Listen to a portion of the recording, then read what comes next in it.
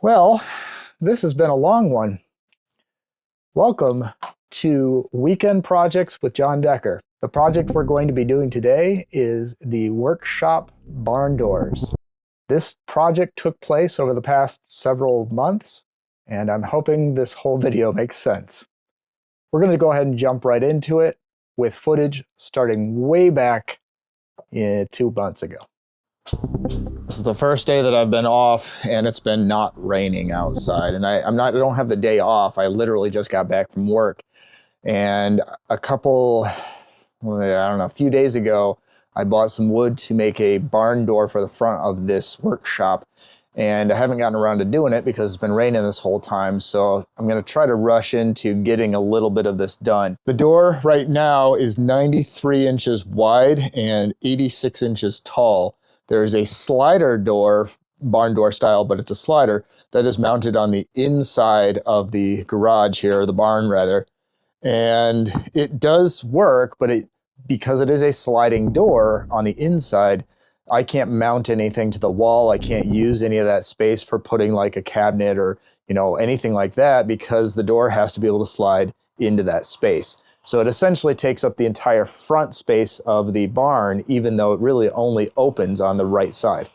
I don't like it. There's no way to seal it. I'm not a big fan of garage doors that are just sliding like that, because there's no way to keep the air from coming out. So what I'm going to be doing is a traditional set of swing wide barn doors. They swing out. I do want to have weather sealing in there, weather stripping in there.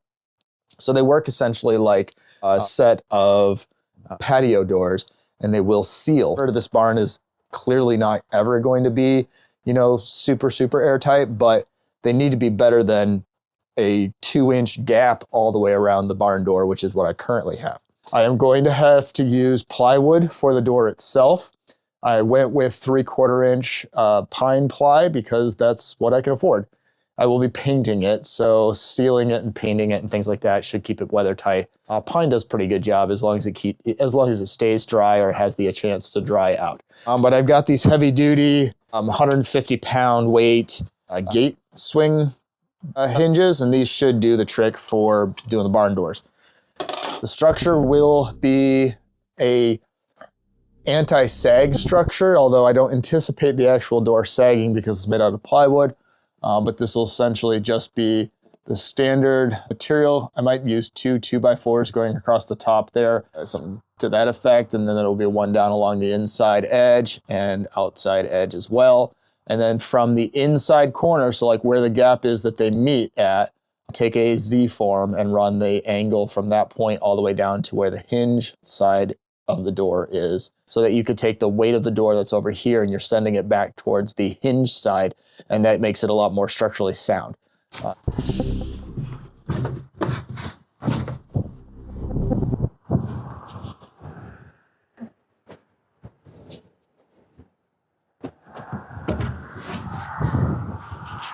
Well, today's the first sunny day in like 2.5 weeks that I've had time off to actually work on this project.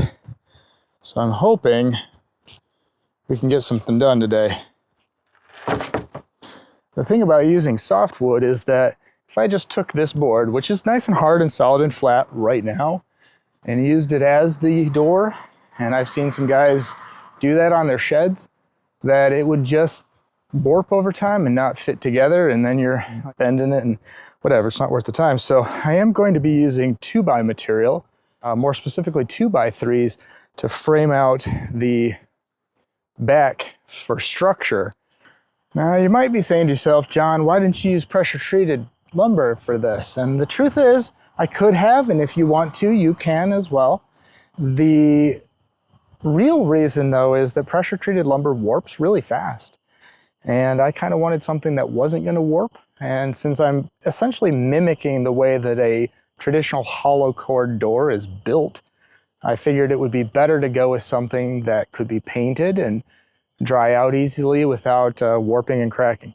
So I went ahead and went with pine in this case, though had fir existed with this particular format in the store that I was buying from, I probably would have gone with fir, although fir is a little bit more expensive. but it's a better product. In reality, if something like this is gonna last as long as I own this house, then that's great. That's all I really need. As long as it doesn't sit in water for an extended period of time without the ability to dry off, it should be fine.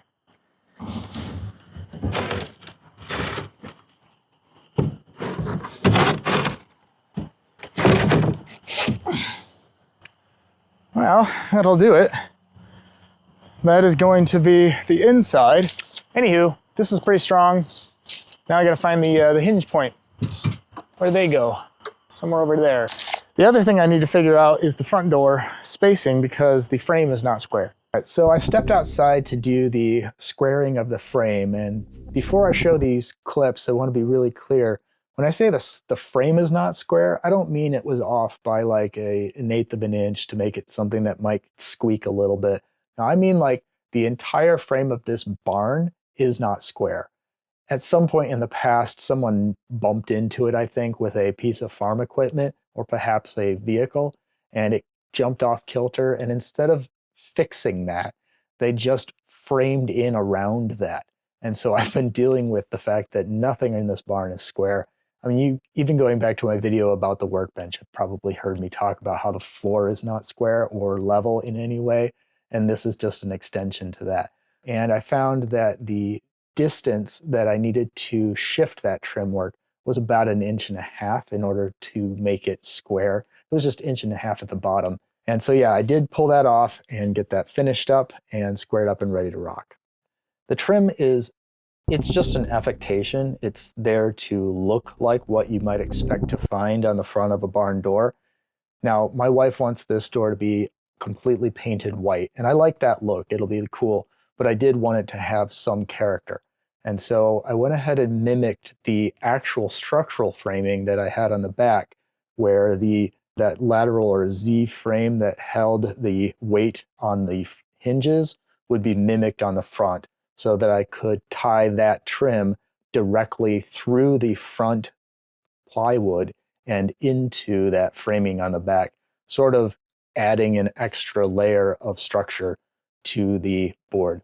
Now, in the process of doing this, I realized that I was routering over the edges of 3/4 inch plywood, and it looks nice and it was nice and straight, but it was going to require some sealing, because obviously if you've worked with plywood, you know that if it gets wet, it'll start to delaminate.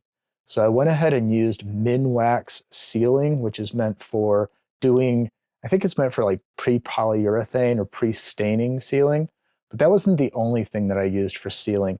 So one of the other things that I used from Minwax is this wood hardener. This isn't its primary function. It's meant to be used as a base layer before doing fill on rotten wood.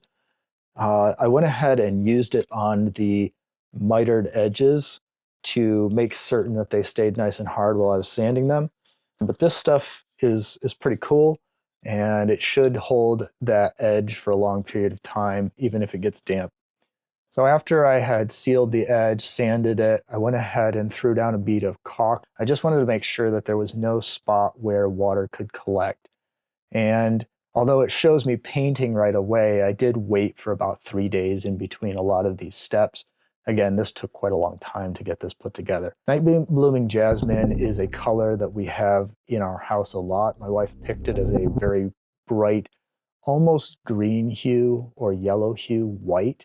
And it shows up very, very bright compared to what most people think of as house white paint. I like it. It's a nice color. I think it's something she wants to paint the entire house. So in this instance, I went ahead and just bought a gallon of white paint, and that will suffice for multiple doors that I need to do, as well as some outside trim work.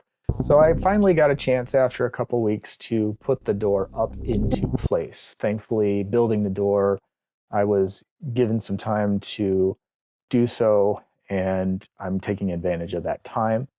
And as expected, because I followed all the measurements, the door fit perfectly into the space. There was a little bit of a slope at the very top edge, which is partly because the trim for the frame was just a little bit off there from the original build. I hadn't modified any of that.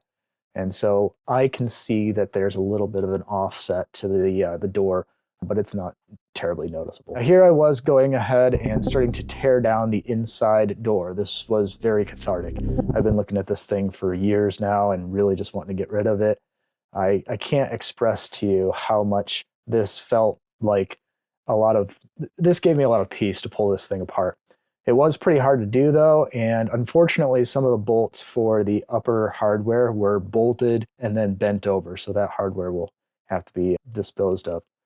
And in this instance, I'm going ahead and putting in a little bit of work to make sure there's a nice slope there at the bottom of the door frame, and that way any water that might come in, even if the doors are open, can come out.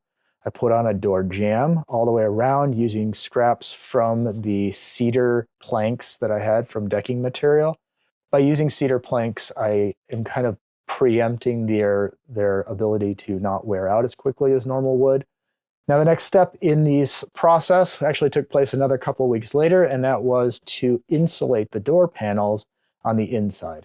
I used the Great Stuff expansion foam in the gaps and the corners, the edges essentially, and also ran a bead of it up and down on the inside panel before sliding the poly shield in. Now, I'd originally thought I was going to put the silver side out, but decided since the poly shield was going to be glued essentially directly to the plywood to put it on the inside.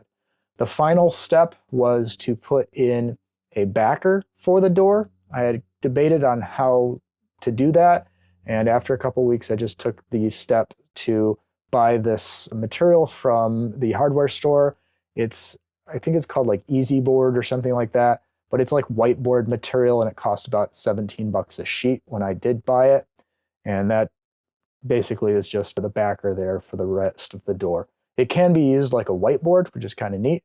You can see me fussing around there at the top edge. I was putting in some old weather shielding that I had, or some weather sealing that I had, and that kept it from having airflow coming in. The other thing that I did, which will help, and it'll be replaced later on, is as of right now to allow the door to shut essentially on its own, keep itself shut.